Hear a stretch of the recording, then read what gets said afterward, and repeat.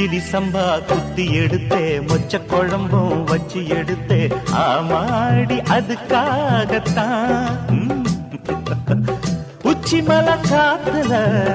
உச்சந்தல வேக்குது மச்சமுள்ள பூவத்தான் மல்லு கட்ட பாக்குது பக்கம் வந்து போரசி பார்க்கவா பந்தி வச்சு பசிய தீக்கவா